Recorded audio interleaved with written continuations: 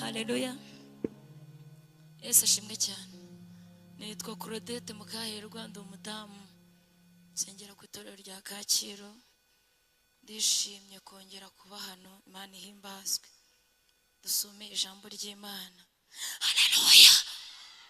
Dusome Ezekiyeli bice 47 tuganire ijambo ry'Imana.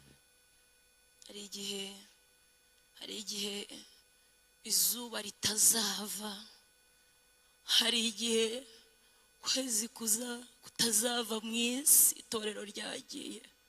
Hari igihe abakozi batazakora, hari igihe abacuruzi batazacuruza, itorero ryatashye, isi ifite akaga.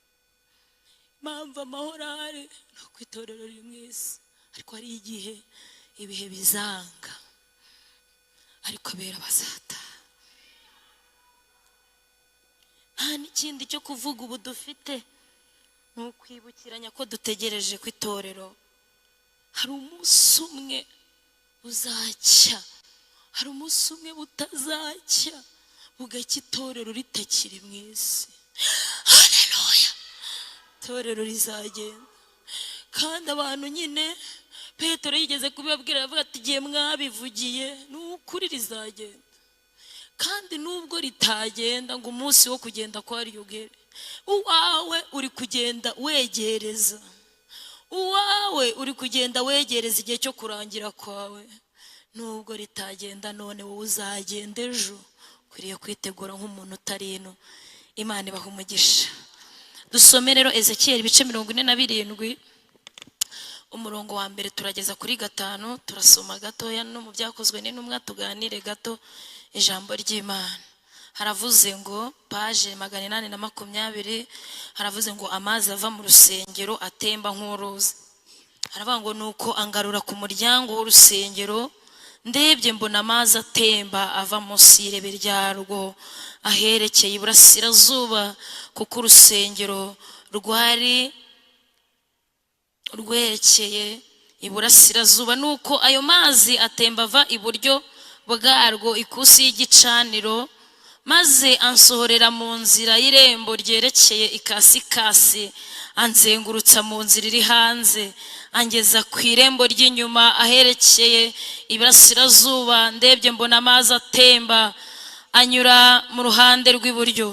3 aravuze ngo uwo muntu agana iburasirazuba afite umugozi mu ntoki wo kugeresha, agera mikono 1000, anyuza muri ayo mazi. Amazi angera mu gabumbambari, arongera agera mikono 1000, anyuza muri ayo mazi. Amazi angera mu mavi, arongera agera mikono 1000, anyuza muri ayo mazi. Amazi angera mu rukenyerero, arongera agera indi mikono 1000.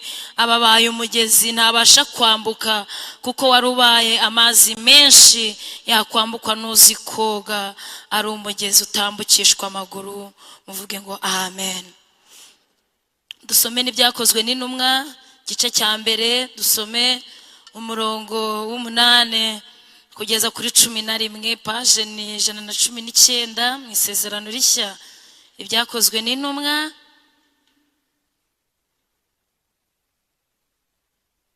igice cya mbere umurongo w'8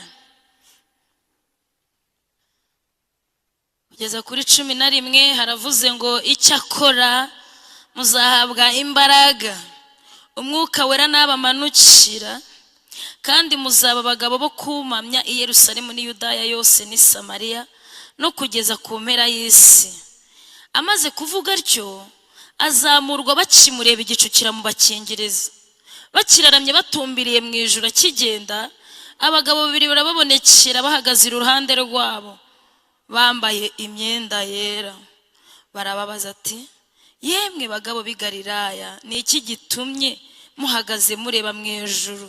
Yesu ubakuwemo akazamurwa mu ijuru, azaza atyo nk'uko mubonye ajya mu ijuru. Mwakire neza ijambo ry'Imana. Tugiye kuganira ijambo ry'Imana rifite insanganyamatsiko ivuga ngo kwakira umwuka w'imbaraga. kwakira imbaraga z'ubumana mu buzima. cyangwa iyo tuvuze kwakira umwuka w'imbaraga tuba tuvuze kwakira Pentekote. Dushatse twavuga ngo Pentekote igisubizo cy'isi ya none, imbaraga ziri supernatural, imbaraga ndenga kamere z'ubumana zitura mu muntu. Imana ntikibiba mu ijuru, ahubwo ikimura ibiro byayo ikaza gutura mu muntu wayizeye. Imana ihimbazwe. Haleluya. Uduha umwuka wawe Mana yera, nk'uko wawoherereje abakera, ucana umuriro wawe muri twe, ntidukomeze kuba akazuyazi. Ucana umuriro wawe muri twe, ntidukomeze kuba akazuyazi. Ucana umuriro wawe muri twe, ntidukomeze kuba akazuyazi. Ucana umuriro wawe muri twe, ntidukomeze kuba akazuyazi. Mu bashumba ucana umuriro wawe muri twe, ntidukomeze kuba akazuyazi. Mu badiyakoni ucana umuriro wawe muri twe, ntidukomeze kuba akazuyazi. Mu bavuga ijambo ryawe ucana umuriro wawe muri twe, ntidukomeze kuba akazuyazi. Mu baterana rasha wawe ucana umuriro wawe muri twe, ntidukomeze kuba akazuyazi. Hari icyorezo cyadutse mu bantu bitiriwe Imana cyitwa akazuyazi. Ntigitinya izina umuntu afite, ntigitinya ababwiriza, ntigitinya amatitire y'abashumba. Ni icyorezo cyadutse mu minsi y'imperuka gikomeye cyitwa akazuyazi. Hanyuma ndabarangira umuti w'ijambo ry'Imana dusomye. Dukeneye umwuka w'imbaraga, dukeneye umwuka wera ariko w'imbaraga kugira ngo adukize indwara. Numvise leta yatangaje ibyorezo bya Marburg, hari n'ibindi byitwa ngo impex simbizi, ariko hari n'ikindi cyorezo kimaze igihe mu bantu bitwiriwe izina ry'Imana cyitwa akazuyazi. Icyorezo cyitwa akazuyazi, nababoneye umuti ukomeye wabakiza akazuyazi, ni ukuzura umwuka w'imbaraga. Imana yatwoherereza umufasha. Umwuka wera ni multitask, afite ibintu byinshi akora mu isi, mu itorero. Ni umujyanama, asifiwe. Ajya inama nziza, abantu bakumva inama z'umwuka ziruta iz'abamasenge. Umwuka wera ajya, haleluya. Nigeze kubona umuntu wagiriwe inama n'umwuka, hanyuma urugo rwari rugiye gusenyuka, umugabo yamubwiye ngo ugire icyo usaba dutandukane, babyaranye rimwe. Umwuka amugira inama yo kumuterura, kandi bari bafite imodoka, bafite n'inzu. Aramubwira ati ngo ugerageze ugire icyo unsaba. Umwuka wera aramubwira ati mubwira ujya guterura mu gitondo, amara icyumweru aguterura. Umwuka amugira inama, baramuterura, byubaka urugo. Umwuka ajya inama. Mubwira uko bakwinjije muri iyi nzu, mubwira ati bari icyo aguterura gusohoremo, nibimara icyumweru nzakubwira icyo nzakora. Aramuterura agira ngo birasanzwe. Umwuka amugira imbaraga. Nagira ngo mbabwire ko umwuka afite akazi kenshi. Umwuka wera ni umuyobozi. Haleluya, haleluya. Umwuka wera nubwo tuje kuganira ijambo ry'Imana, turiganira nk'uko twarihishuriwe, ariko umwuka wera ni we urivuga. Nta mwigisha ubaho yaravuze ngo umwuka wera naza azabigisha. Haleluya. Umwuka wera afite akazi ko kwigisha abantu bakijijwe kugeza ku rwego azababonesha Imana. Kandi umwuka wera niwe uvuga Yesu nk'uko ari, niwe uvuga Imana nk'uko iri, kuko ari we wamubonye. Twe ntituyizi, turayihishurirwa tukababwira ibingana n'ibyo twahishuriwe, ariko umwuka wera niwe uvuga Imana nk'uko iri. Haleluya. Umwuka wera rero ni umwigisha, ntabwo mbijyamo cyane, ndashaka kubabwira ko dukeneye umwuka w'imbaraga. Umugabo bita Manowa ari mu bacamanza mu bice 13, mu bice 13 azababwira ukuntu uwo mugabo ngo babyaye umwana bashaje, yanga kumubaza abashumba uko azamugenza. Ngo umugore we yahuye na marayika bari mu murima, ngo bari guhinga, ngo aramubwira ati ngenda abaha umwana. Kubera abantu bafite gahunda nyinshi zo kuvugana n'Imana bihuta, ngo umugore ahita yihuta ati tubonye umwana. Nzi umuntu Imana yabwiye ngo azajya mu mahanga, ajya yagiye kwibagisha kanseri yo ku bwonko. Abantu bafite akazi kenshi bumva Imana bihuta. Ariko Manowa baza umugore bati yakubwiye ko azatuha umwana se, hanyuma tukamugenza ute? Ngo amusubiza, yaramubwira tugenda kwigisha ukuntu tuzamugenza. Ese tuzanye tumusokoza saa sita? Se tuzanye tumwoza mu buyibaze? Ntago yabibajije abadiyakoni cyangwa abashumba. Haraba ngo hari abandi babonye abana kera, ariko umubwira tugaruke atwigisha uko wacu aduhaye tuzamugenza. Abantu babana n'agakiza bakagenza nk'akantuze, ariko twari dukeneye gusubirayo akatubwira ukuntu tuzagenza ibyo aduhaye. Wakijijwe nkande ADPR? Wakijijwe ute? Ubikora nkande? Rora umudu wawe nidaravuga ati dusubirayo, ntituzabigenze nka diyakoni, ntituzabigenze nk'abaririmbyi, ntituzabigenze nk'abashumba. Haleluya! Dusubirayo tubwire ukuntu tuzabigenza, tuzabigenza nk'umuvugabutumwa ntuze kandi yarabizambije. Ngo basubirayo kubaza ukuntu bazagenza agakiza babyaye, basubirayo. Hanyuma Mwuka Wera nyine nari nshaka kubabwira ko ari umwigisha. Yigisha ibintu byose, yigisha kuvuga, yigisha kwambara, yigisha kubaka urugo, yigisha detaye zose. Haleluya! Mwuka Wera afite akazi kenshi mu itorero, ariko ndashaka kubagerera hano asifiwe. Mwuka Wera afite imimaro myinshi. Umwuka Wera baratubwiye ngo ni umuyobozi. Abisiraheli ntibigiraga bagenda batabonye igicu. Ugenda ute? Ujya mu ijuru ute nta gicu ubona?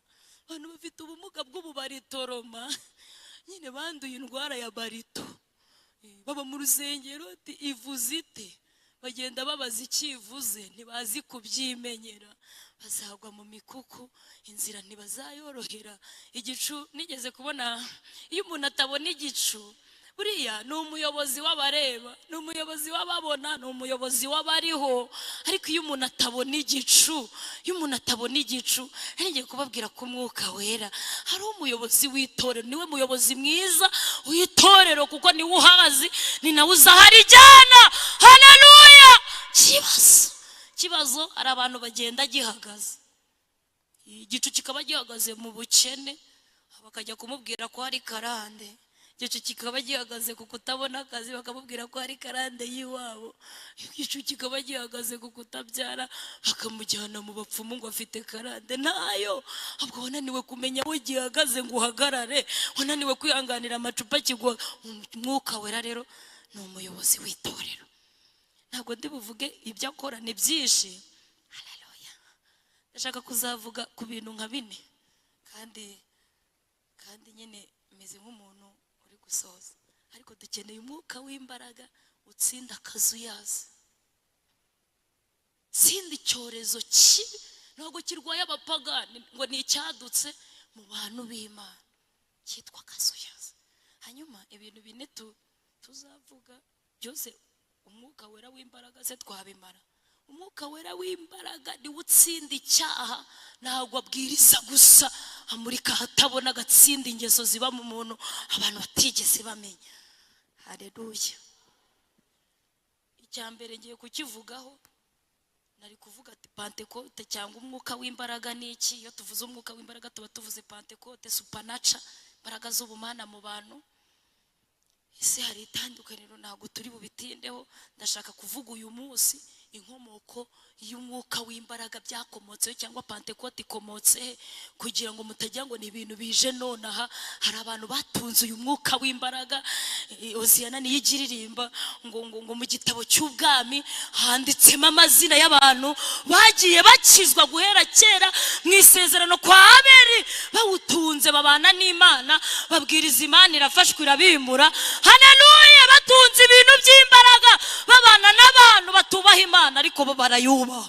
Baba mu gihugu kidafite Imana ariko bo barayitunga, bigashoboka. Bagendana n'imyaka Imana 300 bayitunze, nta materaniro yabaye, baterana n'Imana yonyine. Bagendana n'Imana ntarashawa, bagendana n'Imana nta nibature, bagendana n'Imana nta midugudu, bagendana n'Imana ku cyumweru bataje.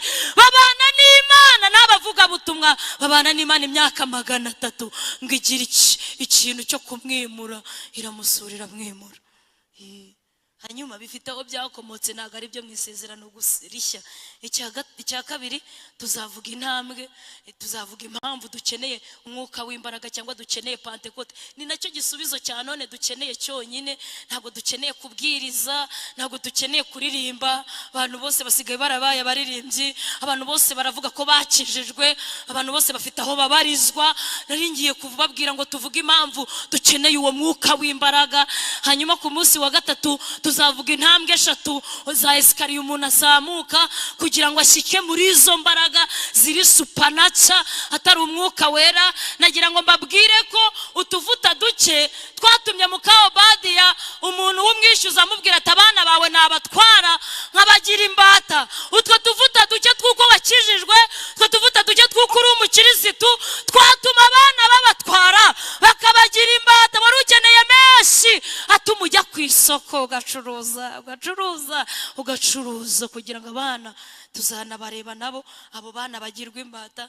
Hanyuma n'inzitizi, tuzavuga ku munsi wa 4 inzitizi zituma abantu batabona Pentecote kandi bumva bayikeneye. Hanyuma dukuremo icyifuzo, tuvuge ngo uwo mugezi tuzasoreza muri uriya mugezi, duhamagara ubwo buzima bw'ubumana. Uwo mugezi udutembeho, uturenge mu mavi, uturenge mu rukenyerero, utugwiremo. Tuzahamagara ubuzima, haleluya, tuzasozanya icyifuzo cyo gutanga komande. Asifiwe Yesu, haleluya. Tuzatanga komande y'ubuzima, ubwo buzima tububemo. Nibibi byifuzo bya buri munsi, ahubwo tube mu buzima bwujujwe imbaraga z'umwuka wera. Imana ihimbazwe, haleluya. Ndashaka kuvuga nihuse inkomoko ya Pentecote. Ese abakera batsinze uru rugamba turimo turwana? Izo ntwari za kera batubanjirije bari bafite izi mbaraga? Kuko ntago wagera mu ijuru kuba warabatijwe gusa. Si ikimenyetso cy'uko uzajya mu ijuru, byagusabaga no kuzuzwa kugira ngo ugendane icyizere cy'igipapuro cy'ubutaka cy'uko uzabana n'Imana. Haleluya. Kuko muri iki gihe udasengera muri Katolika, asengera muri Zayoni. Udasengera muri Zayoni ari muri Pentecote. Utari muri Pentecote utari kwa Masasu, nyine ahantu bavuga Imana habaye henshi. Ariko twagira ngo tuvuge impamvu dukeneye Pentecote. Hari iminsi mikuru yajyaga iba mu Bisiraheli. Haleluya. Hari abantu bagiye hari, haleluya. Hari iminsi mikuru igera muri 7 nshaka kunyuramo gato kugira ngo mbabwire inkomoko y'umwuka w'imbaraga cyangwa Pentecote. Mu Bisiraheli hajyaga haba iminsi 7 bizihizaga. Ndayivuga mvuge ngeze hano kuri Pentecote, ariko tunaharenge turenge uyu minsi mikuru yarangije kuba, tuvuge niyo dutegereje. Kuko Maraki yaravuze ngo dore hazaba umunsi utwika nk'itanura, abibone n'inkozi z'ibibi babishingwe. Bivuze ngo hari indi minsi mikuru itaraba tutakwizihiza, itanizihizwa n'abantu uretse kuyihishurirwa umuntu akajya yitegura. Imana ihimbazwe, haleluya. Hari umunsi mukuru wa mbere Abisiraheli bajyaga bizihiza, kandi sindabibabwira nk'amateka, ngiye kubabwira nk'abantu mubikeneye kubimenya kugira ngo utajya wizihiza umunsi mukuru utemerewe kwizihiza. Umunsi mukuru wa mbere Abisiraheli bagombaga kwizihiza, natwe tujya tuwizihiza kuko warabaye uranarangira. Ni umunsi witwa Pasika, niwe munsi mukuru bizihizaga. Uri mu Balewi ibice 23:5. Harabango mujye mwizihiza iminsi mikuru. Munsi mukuru wa mbere n'umunsi mukuru bita Pasika. Ndashaka kubabwira Pasika ni iki. Pasika Paulo abyandikira Abakorino, yarababwiye ngo Pasika yacu ngo ni y'umwana w'intama watambwe, ari we Kristo Yesu. Haleluya. Dufite Pasika. Ni bande bemerewe kwizihiza umunsi mukuru wa Pasika? Ndashaka kubagerera kuri Pentecote nk'umwuka w'imbaraga dukeneye none kuzura kugira ngo turenge ibihe. Abandi barawuzuye barenga ibihe, kandi ibihe bari barimo ntago byari bikomeye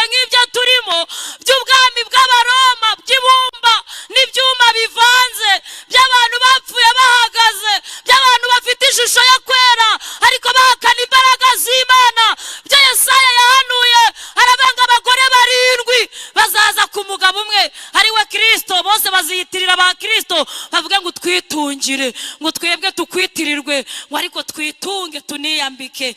Hanyuma ndashaka kubabwira ko mukeneye Pasika. Pasika ni iki? Pasika ni umunsi mukuru ubera mu muntu rimwe. Iyo tuyivuga turaba ngo sinzibagirwa igihe nakizwaga ubwo Yesu yinjiraga muri nge. Iyo umuntu ageze igorogota aba ageze muri Pasika ye.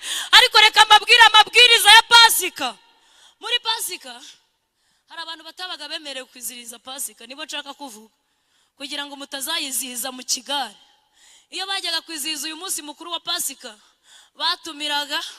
batumiraga abantu bavuye mu Egiputa, babaza umwana w'intama bakawushyira ku nkomanizo z'imiryango, bakavuga ngo Pasika yabo yatambwe ni igihe babagaga umwana w'intama bakamusiga ku nkomanizo z'imiryango. Hanyuma abantu bavuye mu Egiputa nibo bemerewe kwizihiza Pasika. Abatarigeze bava mu Egiputa harimo ibyiciro bitatu bavuze.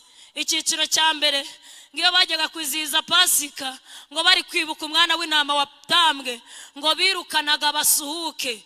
Umuntu w'umusuhuke ni umuntu uba mu bintu atabirimo. Abasuhuke iyo tubavuga mu buzima busanzwe ni abantu bavuye mu bihugu by'iwabo bazanwe n'inzara bakabahana atari iwabo. Hari abantu bari mu nsengero ari abasuhuke batarigeze babona Pasika. Kandi iyo umuntu atinze ahantu ari umusuhuke aba mu gihugu kitari icye adafitiye ibyangombwa, iyo ahatinze bamushyira no mu mirimo agakora.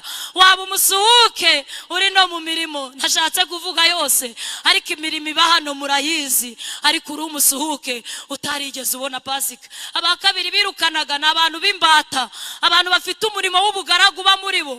Niba uri imbata y'icyaha icyo ari cyo cyose ntiwemerewe kwizihiza Pasika, kuko Pasika niyo abantu bacunguwe n'amaraso, kuko Pasika yacu ari Kristo watambwe. Imana idufashe mu izina rya Yesu. Narivuze ngo Imana idufashe mu izina rya Yesu.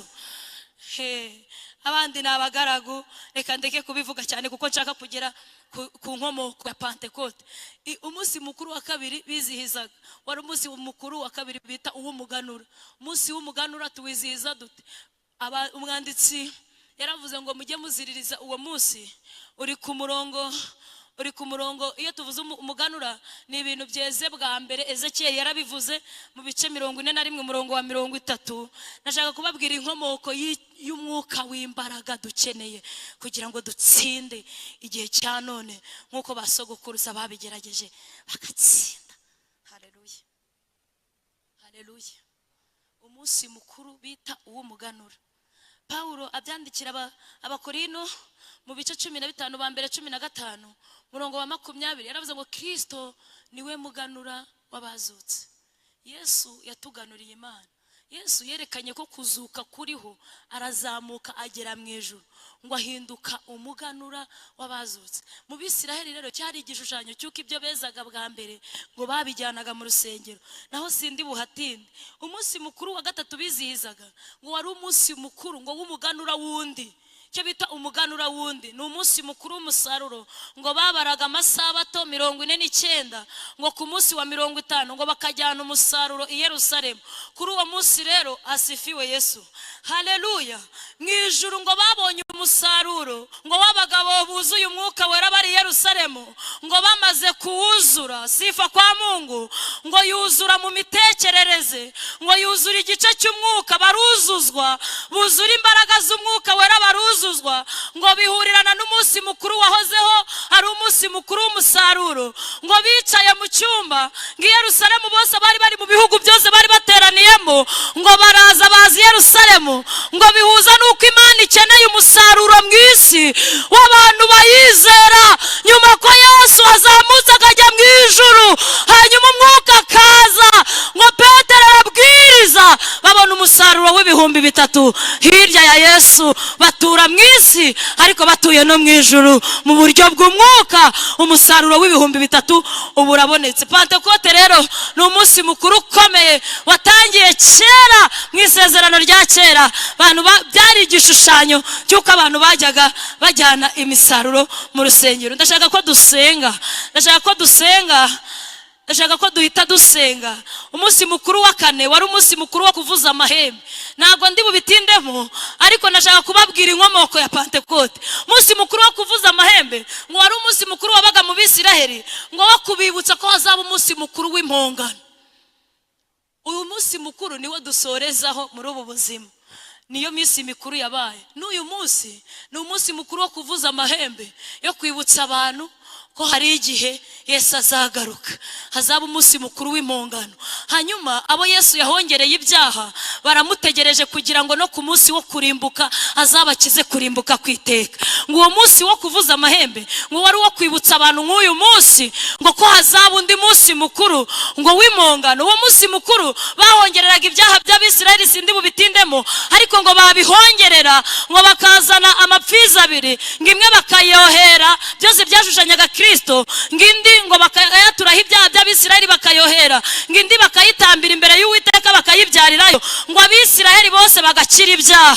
Ngo abemeye kujya muri uwo munsi mukuru ngo no kwininira no kwiyeza, ngo nibo barokokaga uwo munsi mukuru w'impongano. Ngo abatarawurokokaga ngo iyo basangaga ngo bafite imisemburo mu mitima yabo. Iyo tuvuga umusemburo ni ubwibone, iyo tuvuga umusemburo tuba tuvuze ishyari, iyo tuvuze umusemburo tuba tuvuze kunegurana, iyo tuvuze umusemburo tuba tuvuze gusambana, iyo tuvuga umusemburo uri mu mitima cyangwa mu mazu yanyu, ni ibyaha mwimitse muri mwebwe, ni irari ry'iby'isi, ni irari ry'umubiri, ni ugukunda iby'ubu bugingo. Iyo misemburo ngo abantu bayibitse mu mitima yabo, ngo umunsi w'impongano ngo barabafataga. Harimo n'umugabo bita Akani ngo wajyaga akora ku byashinganwe, ngo bakabafata bakabatera amabuye. Hanyuma abarokotse uwo munsi mukuru w'impongano, haleluya, ngo bakabajyana bakabatera amabuye, ngo ariko abaruwurokotse batarabasanganye imisemburo mu mazu yabo, ngo bakabafata ngo bakabajyana mu wundi munsi mukuru Bibiliya ivuga tuzabamo, witwa umunsi mukuru w'ingando. Haleluya, haleluya. Bibiliya yaravuze ngo azaba ari ibirori, ngo kuko ijuru batwiteguye guhera mu myaka 2000 baradutegereje ngo kugira ngo bajye kuzimanira umugeni Yesu yakunze. Imyaka ishize ari 2000. Nari nkubwiye ngo niba uri kubabazwa wihangane, hari ibiro bikwiteguriye. Niba uri guhura n'intambara ihangane, hari ibirori bikwiteguriye. Hari umunsi mukuru ngo wabaraga iminsi 7, ari byo bivuze imyaka 3 n'igice itorero riri kumwe na Kristo mu kirere, n'indi myaka 3 n'igice yo kwima ingoma y'imyaka 1000. Asifiwe Yesu, haleluya. Muri ibyo navuze ngo hazaba ari ibirori bikomeye, twicaranye n'Imana Data, abamarayika badugose. Umunsi mukuru wa 7 ngo ni umunsi wo kwinjira mu isabato. Yaravuze ngo ku munsi wa mbere muzaba mu isabato. Ntabwo ngiye kuvuga isabato nonaha, ariko ku munsi wa mbere muzinjira mu isabato. Bibiliya ivuga amasabato 4, ivuga isabato Yesu yaruhukiye iri mu itangira ibice 2, kavuga isabato ya 2 yahaye Abisiraheli bari mu butayu, kavuga isabato ya 3 ari we Yesu Kristo, haleluya, wahindutse umwami w'isabato uba mu mitima y'abantu. Iyo sabato barayikorana, iyo sabato bayijyana mu kazi, nibagira iminsi yo kuruhuka. Abantu bakiriye Yesu, iyo tuvuze isabato tuba tuvuze uburuhukiro.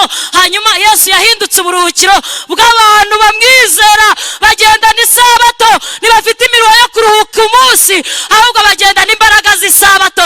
Niyo bari mu kazi bari kugikwa hejuru, barakiriye umwami w'isabato. Yarabwiye ngo yemwe abarushye n'abaremerewe, abamwakiriye yabashyize mu kiruhuko kidashira. Imana ihimbazwe. Hanyuma reka dusenge. Atubwira isabato ya 4, aravuga ngo nukuntu azazamura itorero. Umwanditsi w'Abaheburayo yarayivuze, akambura uyu mubiri wo gucishwa bugufi. Iyo ukijijwe urwara nk'uko n'abapagani barwaye, ariko hari isabato uyu mwana w'intama watambwe yo kuzaba mu kiruhuko kidashira. Haleluya. Yesu azatwambura imibiri yo gucishwa bugufi, ayishushanye n'iy'ubwiza. Umubiri Yesu yazukanye niwe azambika itorero. Muhumure, ari guca mu ntambara mwihangane, abageragezwa mwihangane. Imbaraga zo kwakira Pentekote zikwinjiza mu isabato y'uyu munsi, kubaho uruhutse ariko ukazabona no mu kiruhuko cy'iteka. Imana ibahe umugisha.